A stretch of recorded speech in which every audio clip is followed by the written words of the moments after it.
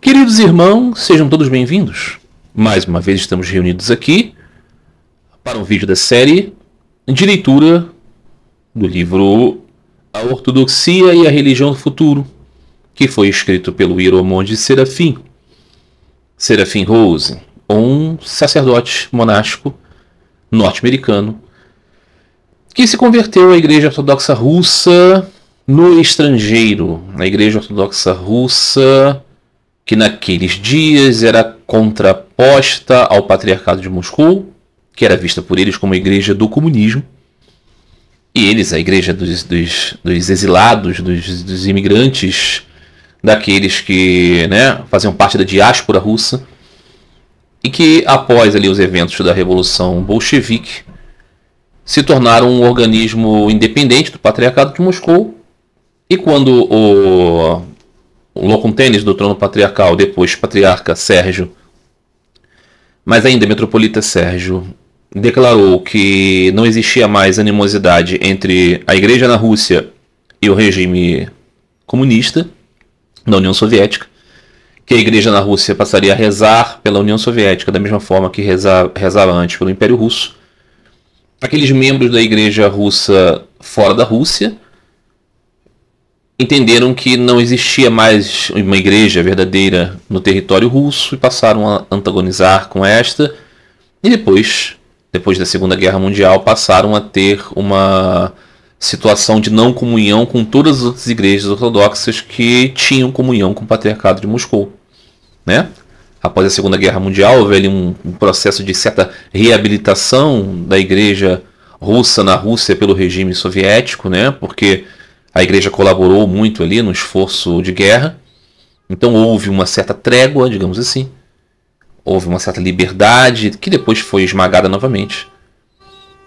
Então, nesse período de breve trégua, as outras igrejas ortodoxas puderam atestar que, apesar de toda a destruição, de toda a perseguição, destruição física dos prédios, perseguição de monges, de padres, de monjas, destruição física da igreja mesmo, a quase aniquilação da igreja em certas partes da Rússia, ela ainda estava presente, estava autônoma. Foi assim que as outras igrejas atestaram, e aquele pessoal da igreja russa no exílio viu isso também como um sinal que todas essas igrejas eram falsas, ou eram igrejas decaídas, igrejas submetidas enfim, a objetivos não legítimos. É nesta religião, nesta igreja, que não tinha comunhão com nenhuma outra igreja ortodoxa no mundo, a não ser com um cisma da igreja grega, surgida de uma confusão por uma divisão de calendário litúrgico, que esse homem, o Eugênio Rose, que era um homem norte-americano, adulto, nascido em uma família protestante, mas ele mesmo já não era praticante de nada, assim. Ele era um jovem adulto homossexual, que tinha um relacionamento, inclusive, romântico, com um homem. E ele era muito interessado por religiões orientais, de modo geral, particularmente pelo taoísmo. E nas suas buscas, assim, mais intelectuais até, de curiosidade a respeito do exotismo das religiões, ele acabou encontrando, em um dado momento, na cidade de São Francisco, um templo da Igreja Ortodoxa Russa, do exílio, essa Igreja Ortodoxa Russa fora das fronteiras, do estrangeiro, Um templo muito bonito e toda uma exuberância litúrgica profunda, E o padre Serafim Rose acabou ali descobrindo algo que ele não sabia que existia. Um cristianismo extremamente solene, um cristianismo extremamente exótico. E encontrou pessoas que eram muito austeras e muito radicais no seu ponto de vista, lideradas pelo então bispo, naquela ocasião, o bispo João Maximovich, que depois acabou se tornando reconhecido como um santo, o santo João da cidade de Xangai, onde ele servia primeiramente como bispo, aquela região da Rússia ali, que na época existia na região da China, que tinha muitos russos. A paróquia Santa Marta de Zenaide, no Rio de Janeiro, ela é uma paróquia de emigrados chineses russos, etnicamente russos, mas que viviam na China. Então existia esse percentual de pessoas e o bispo João era de lá. Na verdade ele era russo, de nascimento russo, mas ele estava exercendo lá o seu bispado. Quando houve também ali a revolução na China e tinha a revolução na Rússia, então ele não podia voltar para a Rússia. Então ele foi primeiro para a Europa e depois para os Estados Unidos. E nos Estados Unidos teve, né, essa cátedra, a Cátedra de São Francisco. Que é um pouco estranho, né? Afinal de contas, né, os Estados Unidos não é uma parte do território da Igreja Russa, mas ali essa Igreja Russa no exílio passou a ter a sua base no Ocidente. E esse bispo, João Maximovich, era um homem extremamente sectário, extremamente, assim, com uma única visão. Apenas a Igreja Ortodoxa era a religião verdadeira, só ela, nada mais. Né? Ele tinha aqueles posicionamentos assim, extremamente radicais, né? Ele olhava para Francisco de Assis e dizia: é um enganador, é um embusteiro, é um orgulhoso. Por quê? Porque ele tem os estigmas não aparecem na literatura dos santos antigos, então não aparece nos santos ortodoxos, então claramente ele é falso. Então ele falava, por exemplo, do livro A Imitação de Cristo, né? É um clássico da literatura cristã de Thomas de Kempis, e o livro de cabeceira de Swami Vivekananda. E o bispo João de Xangai dizia que era tudo embuste, tudo pré-leste, tudo engano espiritual. Já falei da minha experiência com esse livro, um livro que eu vou, se Deus permitir, ler aqui também no canal, A Imitação de Cristo. Claro que não é nada disso que o bispo João, em seu fanatismo enlouquecido, disse, né? Mas ele dizia isso porque era um livro católico, então não podia nada vir de bom do catolicismo. Então esse pessoal, esse universo, essa experiência, o Eugênio encontrou e ele se encantou com tudo aquilo e decidiu mergulhar de cabeça. Terminou seu relacionamento romântico com aquele homem com o qual ele tinha uma vida romântica, né, um namoro. Ele largou todas as outras coisas, largou o interesse pelas religiões não cristãs, orientais, e no intervalo assim de acho que um pouco menos de 10 anos ele ingressou na igreja como batizado, ele foi tonsurado monge e ele foi ordenado ao diaconato monástico e depois ao presbiterado monástico. Então esse livro já nasce do presbítero monástico, né, hieromonge, como se chama na tradição da igreja ortodoxa, Serafim. Então, quem era esse Padre Serafim? Um homem extremamente, né, limitado por esses parâmetros da Igreja Ortodoxa Russa no estrangeiro, com as suas próprias particularidades. Ele se tornou assim, né, proeminentemente fanático, proeminentemente sectário. Foi uma fase da vida dele, não foi toda a sua curta vida. O Padre Serafim faleceu com menos de 50 anos, com 48 anos, no ano de 1982. No final de sua vida ele já demonstrava algum tipo de reflexão indo num caminho diferente. Mas não tivemos tempo para perceber que essa mudança iria avançar mais. Eu acredito que sim, mas é apenas uma opinião. Então nessa fase o Padre Serafim Rose estava muito fanatizado. Esse livro, A Ortodoxia e a Religião no Futuro, o Padre Serafim Rose olhava assim como um livro do período do seu fanatismo maior. Ele foi republicado muitas vezes, essa versão que eu leio aqui também já é uma republicação, você percebe que existem adaptações do tempo. Eu tenho a impressão que se o Padre Serafim Rose tivesse vivido mais tempo, ele teria feito erratas desse livro, mas ele não fez. Então é isso que vamos ler. O que tem esse livro de interessante para ser lido aqui no canal de um devoto de Sri Ramakrishna Paramahansa? Esse livro tem muitas ofensas a Sri Ramakrishna, a Swami Vivekananda e a várias outras personalidades. E ele tem ideias muito ruins e muito deformadas e desonestas. E por qual razão então ler? Ler por quê? O apontamento dos fanatismos, das desonestidades, das inclinações tortas que estão aqui nos ajudam a perceber essas coisas todas presentes na vida contemporânea. E assim nós podemos, na contraposição a esses equívocos, nos preservar de que esses equívocos entrem na nossa alma, na nossa mente, nos dias de hoje. Eu faço esses vídeos, eu comento esse livro, porque eu fui durante muitos anos um cristão ortodoxo, eu fui um clérigo ortodoxo, eu fui muito influenciado pelo Padre Serafim Rose, eu fui um fã do Padre Serafim Rose durante muito tempo eu era, né, alguém que achava o Padre Serafim Rose assim, né, o sumo bonum da espiritualidade, porque eu era também uma pessoa tendente a fanatismo, tendente a radicalidades e tudo mais. E eu percebo como essas coisas podem ser penetrantes na mentalidade de gente que está querendo uma plataforma radical para se estabelecer, porque acha que isso é sinônimo de seriedade espiritual. E não é. Às vezes é só loucura, às vezes é só estupidez, às vezes é só orgulho, às vezes é só recalque, às vezes é só autopunição. Não é verdade? Às vezes é só burrice. Então aqui eu vou meditar sobre esses escritos do Padre Serafim Rose nesta tendência de apontar para os equívocos dessa análise. É claro que quando existir acerto, também eu vou dizer, não tem problema nenhum. Né? Mas o ponto aqui é esse. Só esse pequeno, né, apontamento, porque sempre tem gente nova chegando. Às vezes você pode ter, né, sido indicado esse vídeo, você olhou assim, foi ver que raios é isso e tal, e eu estou explicando. Muito bem, meus amigos, estamos aqui em mais um episódio dessa série. Hoje o Padre Serafim Rose vai continuar falando, alertando os católicos, só como o Padre Serafim Rose é carinhoso com os católicos e protestantes. Não, ele não é. Ele considera católicos e protestantes uns hereges, sem graça nenhuma, sem sacramento, sem batismo, que não são igreja e são apenas enganados. É isso que ele acredita. Mas aqui, nessa parte do livro, ele tenta trazer a atenção e a simpatia dos outros cristãos perdidos para o seu, né, arrazoado. Então aqui ele está no episódio anterior, ele falava do yoga cristão e dizia como aquilo era tudo um estratagema do demônio para controlar a mente dos católicos, sobretudo dos católicos.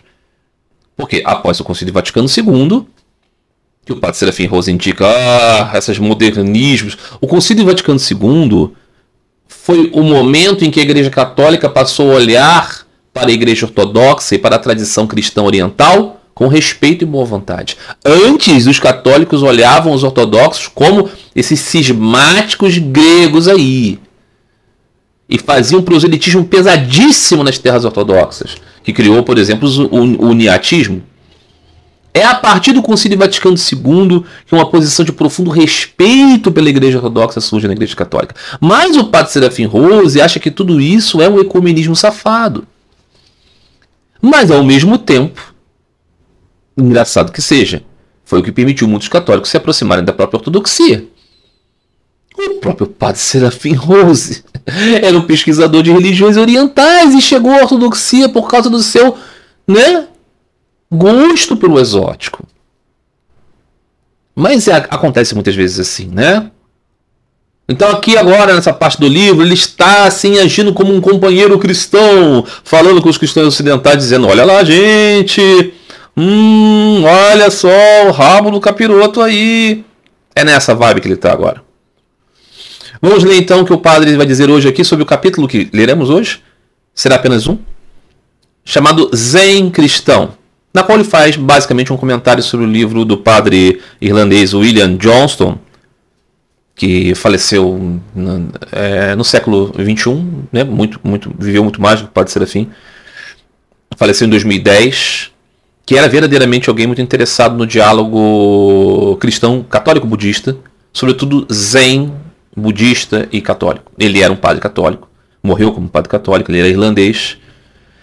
Ele viveu no Japão, serviu no Japão e lá ele estudou, né? Fez faculdade, universidade de filosofia e tudo mais. Ele era muito interessado nisso. Ele teve um instrutor, de fato, zen budista, que depois ele se desconectou porque o professor queria impor a ele abandonar, por exemplo, a oração de Jesus, que o padre usava como técnica dentro da perspectiva de meditação zen. E ele então se distanciou desse professor justamente porque ele não queria deixar a sua oração cristã, a sua oração a Cristo. Então foi um homem muito interessante. Ele fez a tradução do livro Silêncio, que depois virou um filme.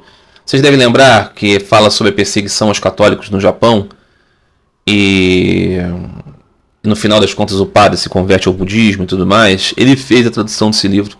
Foi na época muito controverso, porque é um livro aparentemente sobre apostasia, mas o padre tinha uma outra visão, né? Tinha uma visão que aquilo era sobre batalha espiritual e tudo mais. Então ele escreveu esse livro, que aqui no Brasil é o cristianismo zen. Eu tenho esse livro, um livro branco assim, com uma Parece os livros da Pensamento, mas ele é da Cultrix, que acho que é um selo da Pensamento, né? As letrinhas azuis, assim, uma capinha meio amarelinha, assim. Podia estar aqui com ele agora. Foi uma falha.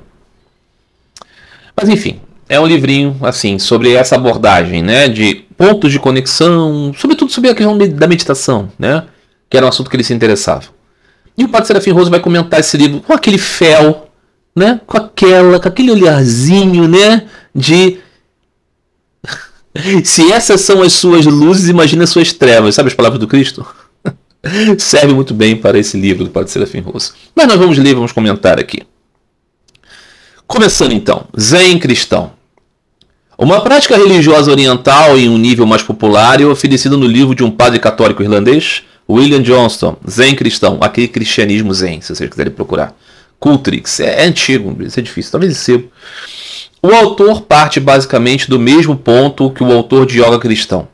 Um sentimento de insatisfação com aquele cristianismo ocidental, um desejo de dar a ele uma dimensão de contemplação ou meditação. O que é que muitas vezes as pessoas procuram a própria igreja ortodoxa. Por que eu, por exemplo, busquei a igreja ortodoxa quando decidi voltar para o cristianismo e não para a igreja católica romana? Porque achava a igreja ortodoxa mais antiga, mais contemplativa, né? Os ícones e tudo mais, além de outras questões, mas era toda essa abordagem, né? O desejo de dar a ele uma dimensão de contemplação e meditação. Pois é. Muitas pessoas descontentes com antigas formas de oração, descontentes com as antigas devoções que outrora serviram tão bem, buscam algo que satisfaça as aspirações do coração moderno. Isso é uma citação do próprio livro, segundo o Padre Serafim Roso. Não dá para confiar totalmente, mas porque às vezes ele faz assim umas parafrases e interpreta da maneira como ele quer. Mas o ponto aqui é que nesse momento, né, da vida do mundo católico, não é que exatamente as pessoas estivessem descontentes com antigas formas de oração. As pessoas talvez estivessem procurando certas abordagens que não estavam sendo vividas ali no catolicismo, né? Então, realmente uma questão mais introspectiva, mais reflexiva, menos congregacional, ela foi menos desenvolvida no laicato. Ela sempre esteve muito presente na vida cristã monástica. Mas no laicato sempre se expressou mais a questão das orações, né, na igreja mesmo, ou né, as orações próprias, né, do dia, mas esse aspecto, né, da introspecção que no Oriente cristão você tem na oração de Jesus dos exicastas, mas ainda assim é coisa dos exicastas, né? Os exicastas, monges do Monte Athos, que foram muito antagonizados por católicos, né? Os católicos pensavam na perspectiva de São Bento de Núrcia, que também é santo para os ortodoxos, né? Ora e trabalha. Ora, horas canônicas. Ora, liturgia. Trabalha o labor de manter o mosteiro. Então, a meditação, a contemplação, muitas vezes foi identificada pelos católicos com um certo, né, certo quietismo, certo vazio, uma certa coisa que fugia da experiência justamente relacional encarnada do cristianismo e às vezes poderia ir para justamente a influência oriental. Os católicos se antagonizaram com o exicasmo justamente por causa dessa visão que o Padre Serafim Roso encampa para falar mal de qualquer ideia de um cristão pensando em algo meditativo. Então, muitas vezes a gente vai perceber nesse livro que o Padre Serafim Roso é muito mais parecido com os cristãos ocidentais do que com os cristãos orientais. Porque muitas das questões, por exemplo, que Gregório Palamasso, arcebispo de Tessalônica e grande baluarte da defesa do exicasmo, apresenta das energias incriadas e divinas de Deus, tem um ponto de conexão muito grande com a perspectiva da Shakti dentro das escolas teístas hindus. Eu mesmo já escrevi 2 posts e virão mais sobre essa conexão entre a teologia de Jiva Goswami, os ensinamentos de Sri Ramakrishna e a perspectiva de São Gregório Palamas. Mas para fazer esse tipo de concatenação, eu tive que me dedicar sem preconceito aos ensinos desses professores. E é o que falta aqui o Padre Serafim. Que é aquele homem que brigava com os próprios ortodoxos porque achava que quem não entendesse literalmente os 6 dias da criação era herege. Porque no livro de São Basílio Grande dá esse entender que a visão é literal. Ok?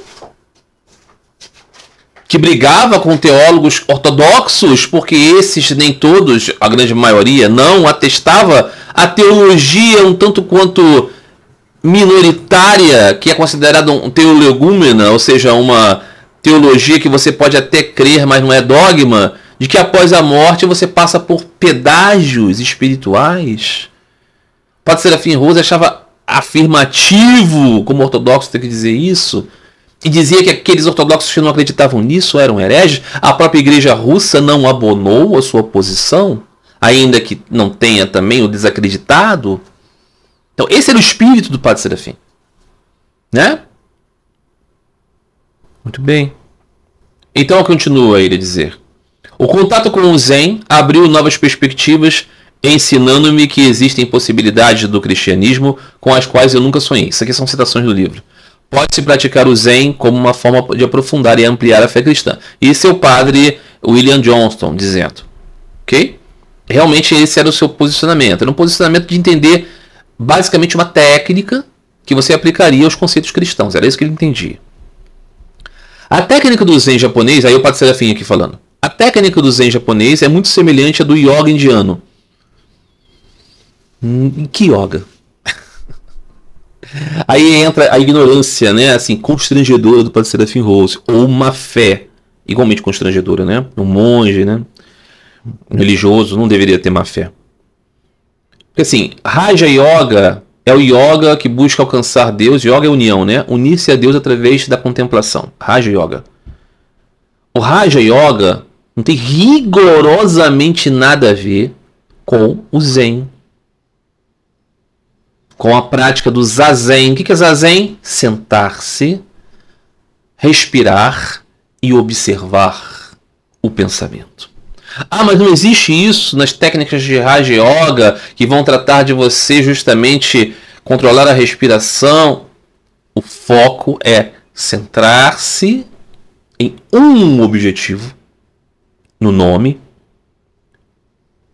na imagem, né, no Murti, ou no Istadevata, ou no nome, e você evita os outros pensamentos que te desviam. Isso é meditação. Quando você vai, então, simplesmente, não é também, né, esvaziar a mente, essa coisa de maluco, ninguém faz isso. Ou é você parar e observar tudo sem julgamento. Zen. Então, Zen e Raja Yoga não são parecidos. Então ele diz: o Zen deriva do yoga indiano. Se você for considerar que todo o budismo deriva do hinduísmo, ok. Mas só nesse conceito assim muito, né, generalista. Embora seja bastante mais simples, há a mesma postura básica? Não, não há. Não há. É diferente, bem diferente, até mesmo nisso. Um é o lótus, o outro é sentado sobre os joelhos, não é? Geralmente contra uma parede, para justamente você não ter contemplação. Mas não há variedade de postura do yoga. Técnica de respiração e repetição de um nome sagrado? Não. Não, nome sagrado não.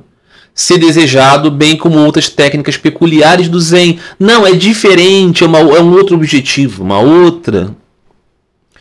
Aí assim, é desinformativo, né? Ele confunde, ele mente, e ele leva você para o caminho da opinião equivocada.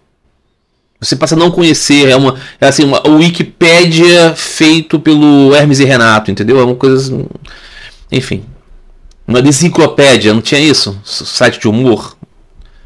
O objetivo dessas técnicas é o mesmo do yoga. Ah, é? Que yoga? O Raja Yoga? Não, não é. Abolir o pensamento racional e atingir um estado de meditação calma e silenciosa. Bom, pensamento racional faz com que a gente conduza qualquer ação da nossa vida, né? Eu quero ficar olhando para a parede, porque eu acho que isso acalma minha mente. É um pensamento racional que faz você ter isso, né? Se você está dizendo, confundindo o pensamento racional com elucubrações, com concatenações e discussões, é claro, mas a oração também é isso, né? Então você se escapa do pensamento racional quando você está orando, ou você está aplicando a sua racionalidade em um foco. Abolir o pensamento racional não é isso. E atingir um estado de meditação calma e silenciosa. Não é um estado de meditação. A meditação é contemplar. A meditação é focar.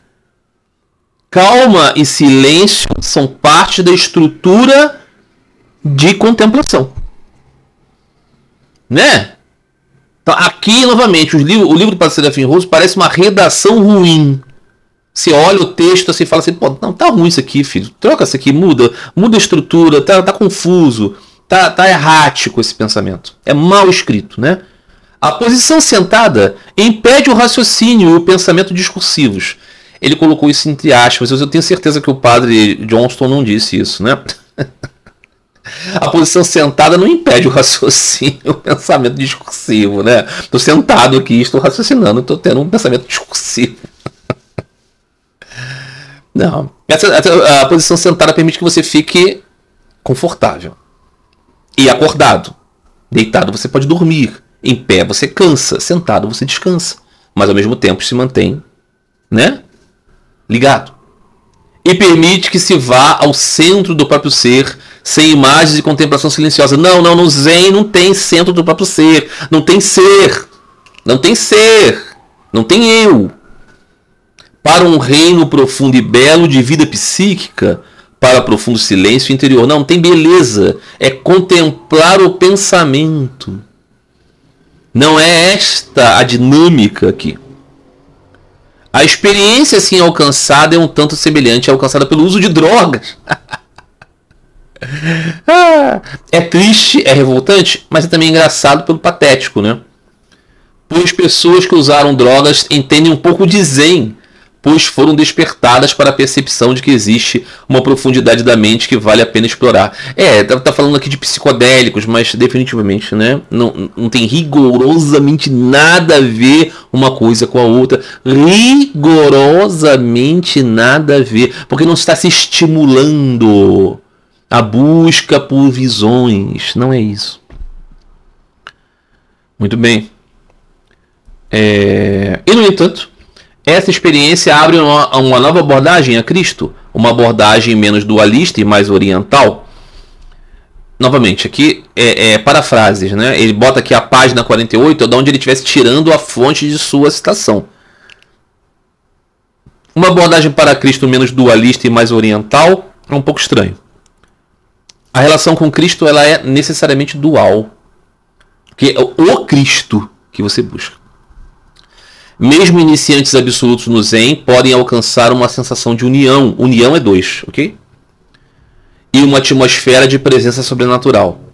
Um saborear do silêncio místico através do Zen. O estado de contemplação, até então restrito a alguns místicos, pode ser ampliado. E todos podem ter uma visão cristã ou básica. Todos podem alcançar o Samadhi, iluminação. Então o que acontece? Aqui o Padre Serafim Roso está citando isso como provas, né, de como essa conexão ela é degeneradora do senso cristão. O que é engraçado é que no ápice assim, da espiritualidade ortodoxa, no exicasmo, que você vai ver justamente todas essas relações. Silêncio, né? Culto de uma relação profundamente interior. Lá no coração, o monge medita no coração, literalmente no coração. No coração. Está aqui, ó. Com cordão de oração, dizendo: Senhor Jesus Cristo, Filho de Deus Salvador, tem piedade de mim, um pecador, lá no coração. E a visão das energias incriadas, que é vista pelos contemplativos, foi por muitos católicos considerados, então, um tipo de ilusão espiritual. Mas eles encontram Deus na luz incriada, na luz tabórica, na luz do Tabor, não é? O grande mistério e milagre da transfiguração do Senhor, que é experimentado, então, por aquele que medita no Senhor no coração. Isso é zen? Isso é budismo? Isso é hinduísmo? Isso é alguma coisa pagã, estranha? Não, isso é cristianismo grego, cristianismo ortodoxo. Se a gente lê isso com uma aspa, com uma frase aqui e ali, não fica uma coisa esquisita? Fica. Assim como as grandes criptas cristãs ortodoxas, cheias de caveiras dos monges do Monte Athos, pode parecer tétrico. Mas o pessoal que gosta do Padre Serafim Rose sabe que não é tétrico, sabe que é o destemor perante a morte, pela certeza da vida em Cristo. Então depende de como você observa tudo nesta vida. Novamente, né? Se as suas luzes são trevas, o que será das suas trevas? Não é? Tudo bem. O autor de Zen Cristão fala da renovação do cristianismo, mas admite que a experiência que ele acredita pode trazê-la, pode ser vivida por qualquer pessoa, não cristã. A iluminação, diz o padre Johnston, eu acredito que não é nem cristã nem budista, nem qualquer outra coisa, é apenas humana.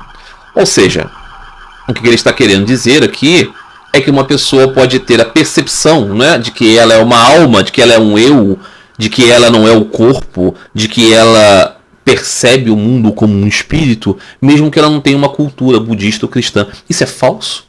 Claro que não. Claro que não. É evidente que não. Porque você pode, por alguma circunstância da vida, não ter sido criado no meio cristão. Você então terá incapacidade de perceber a sua natureza espiritual.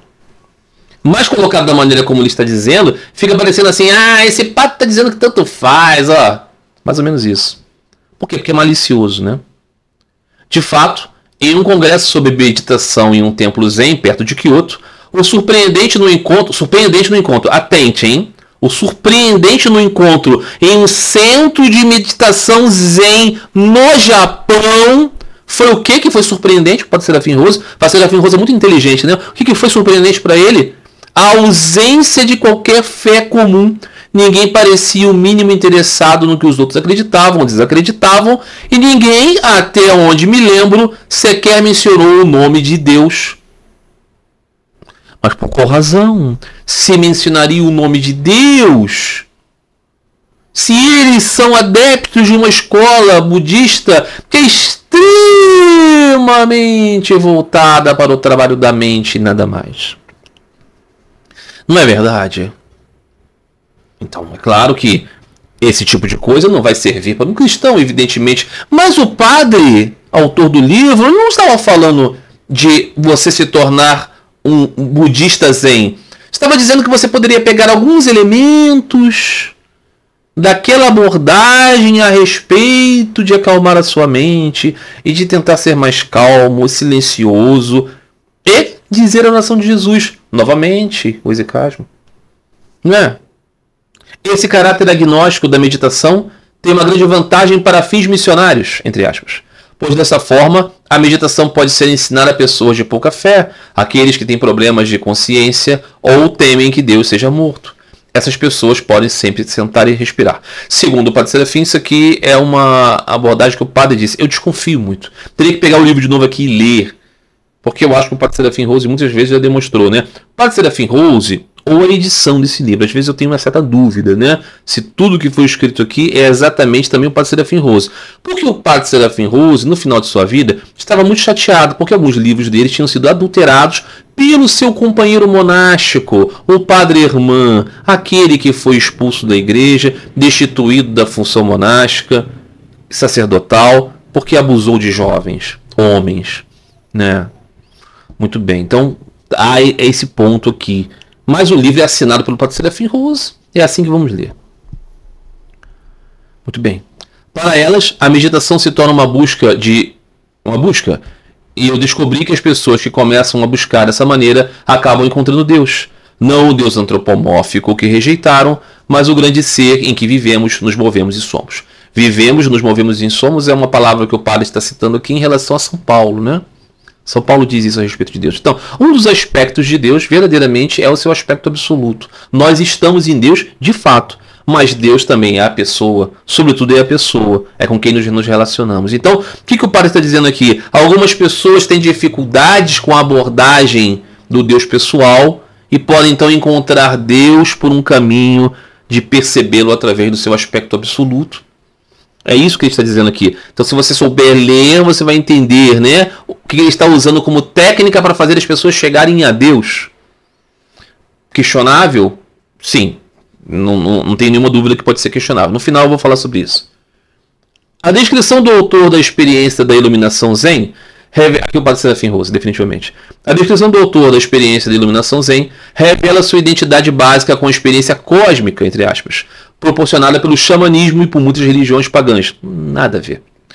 Eu mesmo acredito que dentro de nós, novamente o padre sendo citado, existem torrentes e torrentes de alegria que podem ser liberadas pela meditação.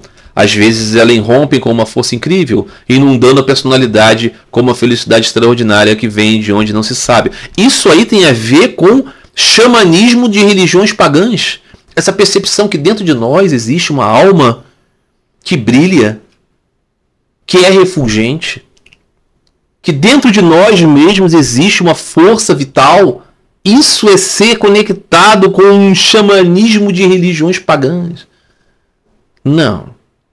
A experiência do Espírito Santo na vida dos cristãos não é isso. Não é justamente esse acender dentro de você mesmo. Essa conexão de chispa com Deus.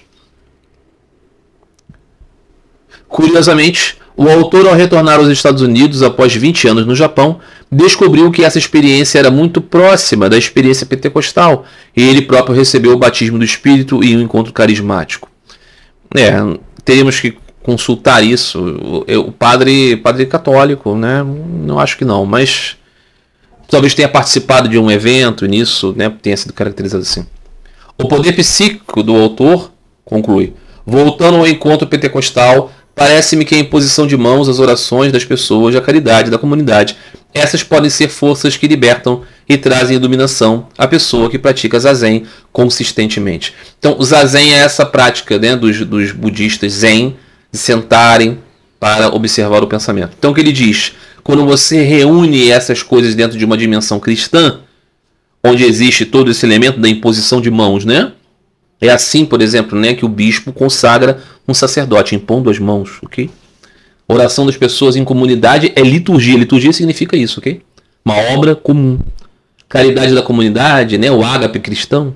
Então ele diz, se você conectar as coisas, pode dar grande força para a meditação pode então trazer essa compreensão, né, interior da sua alma. Traduzindo, fora da má vontade do Padre Serafim, examinaremos no 7º capítulo desse livro aqui que nós estamos lendo a natureza da experiência pentecostal carismática. Ok, chegaremos lá. Pouco precisa ser dito em crítica a essas visões. São basicamente os mesmos do autor yoga cristão, apenas menos esotéricos e mais populares. Qualquer pessoa que acredite que a experiência agnóstica e pagã do Zen, de fato, agnóstica no sentido de você não ter a crença em Deus, até diria mesmo ateísta, pode ser usada para uma renovação contemplativa dentro do cristianismo, certamente não conhece absolutamente nada sobre a grande tradição contemplativa da ortodoxia, que pressupõe fé ardente, crença verdadeira, aí um pouco subjetivo, né, Padre Serafim? Não uma luta ascética intensa, não uma luta ascética intensa, uma profunda luta ascética. Profunda luta ascética. Esses padres são jejuadores profundos. Como não? E, no entanto, o mesmo autor hesita em incluir a filocalia e as grandes escolas ortodoxas em sua narrativa, afirmando que elas também levam a condição... ele não hesita em incluir a filocalia e as grandes escolas ortodoxas em sua narrativa, afirmando que elas também levam a condição de silêncio e paz contemplativos, e são um exemplo de Zen dentro da tradição cristã. Ou seja, ele está justamente fazendo o contrário que o Padre Serafim Rose diz. Ele aborda, só que o livro dele, não sei se o Padre Serafim Rose entende, é um estudo sobre o diálogo budista e cristão. Então o foco dele não foi entre o diálogo Cristão, Oriente e Ocidente. Mas ele faz essa nota, essa alusão, também na tradição cristã, lá dos orientais, existem esses aspectos que são muito semelhantes, e são mesmo muito semelhantes. São muito semelhantes. Não são idênticos, evidentemente que não. Como o próprio padre, autor do livro, teve problemas com seu instrutor de Zen. Instrutor por quê? Porque ele queria aprender, né? Ao contrário do padre Serafim Rose, um book roto, que nunca estudou nada, que nunca foi a lugar nenhum, que nunca procurou saber das fontes, ou leu de soslaio, assim, o que estava acontecendo, para falar mal com seus preconceitos. As pessoas sérias procuram estudar aquilo sobre o qual elas vão falar. Então ele teve um professor de Zen. O professor de Zen, muito sectário, queria falar assim, não. Tira essa oração de Jesus. Aqui a gente só fica observando nossos pensamentos. O padre falou com ele, tá bom, mas eu vou continuar fazendo a oração de Jesus, ok? Porque eu sou cristão. Eu busco Cristo. Eu só quero pegar a técnica aqui para ver como que funciona. Se isso é necessário, se isso é positivo, se deveria ser assim, são outros 500. Mas essa é a verdade sobre o personagem que o padre Serafim Rose quer falar mal para criar um espantalho, para poder edificar o estandarte da sua ideia maluca, que é o livro A Ortodoxia e a Religião do Futuro. Muito bem. Tal ignorância é positivamente perigosa, especialmente quando quem a possui convida os alunos em suas palestras como um experimento em misticismo a sentar-se em zazen. Sentar-se em zazen é sentar-se em sentar. Mais ou menos isso. Os The Beatles, sabe? Por 40 minutos todas as noites. Ou seja, convida as pessoas a meditarem. Padre Serafim Rose ser pecaminoso. Vai no Monte Athos, Padre Serafim Rose. Não, você não foi. Você não foi, não teve tempo. Não teve tempo. Você fez o seu próprio mosteiro, dentro das suas próprias ideias ascéticas, né? No mosteiro que tinha o Padre Hermann abusando de jovens homens. No mesmo lugar cheio de austeridades. O deserto de platina. Quantos falsos profetas sinceros e equivocados existem no mundo? Cada um pensando que está trazendo benefício aos seus semelhantes, em vez de um convite ao desastre psíquico e espiritual. É verdade, existem muitos desses. Sri Ramakrishna Paramahansa falava do problema da cobra sem peçonha. Ela tentava engolir um sapão. Se ela tivesse peçonha, ela morderia o sapo em 3 momentos morreria, e ela engoliria o sapo, né, aos pouquinhos. Mas ela não tinha peçonha, então ela ficava babando o sapo ali, o sapo também não conseguia sair, os dois sofriam. Sri Ramakrishna dizia, é como acontece quando alguém sem qualificação tenta orientar pessoas que confiam nesse desqualificado. É um problema realmente sério isso que o padre Serafim Rose aponta, mas é a própria condição do padre Serafim Rose, um grandíssimo desqualificado, sincero, mas totalmente equivocado, e que, achando trazer benefícios aos seus semelhantes, os leva ao desastre psíquico e espiritual. E é por isso mesmo que eu leio esse livro, para apontar esse ponto. Considerações finais. Eu também considero o livro Cristianismo Zen um livro não muito legal. E acho, de fato, muito complicado você fazer essa abordagem de combinação das técnicas de um segmento que definitivamente não está buscando em modo algum Bhakti, amor e devoção a Deus. O cristianismo, na sua base, é Bhakti. Então, de fato, eu considero aqui que os cristãos não precisam buscar as técnicas do Zen. Mas isso não significa dizer que incluir meditação na vida cristã não favoreça a Bhakti. Claro que favorece. E os cristãos sabem disso, sobretudo na Igreja Ortodoxa, onde nós temos a oração de Jesus. O livro Relatos de um Peregrino Russo, talvez ele fosse tratado pelo padre Serafim Rose como Prelest, como alguma coisa assim. Acho que não, né? Porque Prelest é só as coisas dos outros. Idênticas às suas, mas dos outros. Aí são um engano espiritual. Mas o ponto é esse, né? ir para dentro de si para procurar o Senhor no seu coração. O que o Padre Serafim Rose poderia compreender é que isso pode ser desenvolvido também em outras perspectivas e tradições. Né? Se ele compreendesse isso, ele leria com mais boa vontade. Não significa dizer que ele mudaria o seu ideal espiritual de Cristo para Krishna. Ok? De Cristo para o Buda. Não. Mas ele poderia entender aquilo que o apóstolo Paulo disse àqueles gregos. Eu vi nos templos de vocês que vocês adoram um Deus desconhecido. O Deus que eu estou trazendo aqui é o mesmo. Ok? Esse ecumenismo. Daí surgiu o cristianismo, que era uma seita judaica e se transformou em uma religião de abarcar muitos, como o centurião romano, a mulher sírio-fenícia e aqueles samaritanos exemplos de boa conduta. O leproso que voltou, o homem hipotético da parábola. Não é verdade? Eles eram outras pessoas de outras crenças e ainda assim foram exemplos de espiritualidade avançada pelo Cristo. E São Paulo foi o apóstolo dos gentios, que significa que ele saiu do amplo da ortodoxia do tempo do Cristo, que era aquele judaísmo do templo. Esta é a verdade. Ok? Mas o Padre Serafim Rose, em sua estupidez, quer nos convencer que São Pedro era ortodoxo. Foi isso que ele disse há alguns episódios atrás, lemos aqui. Que quando ele se encontrou com aqueles parentes de Cornélio, o centurião romano, ele estava pregando ortodoxia para eles. Num dos textos dos Atos dos Apóstolos mais claros e evidentes de que Pedro estava sendo forçado a compreender que o seu senso de ortodoxia era antagônico aos dias daquele instante, pela vontade do Senhor. Então é isso, meus amigos. Mais um episódio dessa série, uma série sobre fanatismo e sobre como superá-lo em nossos corações e mentes.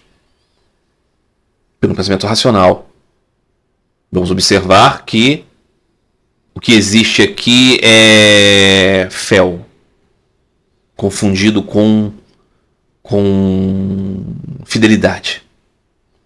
No próximo episódio, mais um capítulo. Vamos ler o que o Padre Serafim Rose vai dizer a respeito da meditação transcendental e, se der tempo, um pouquinho também sobre o movimento Hare Krishna, que o Padre Serafim Rose vai dar os seus pitaquinhos.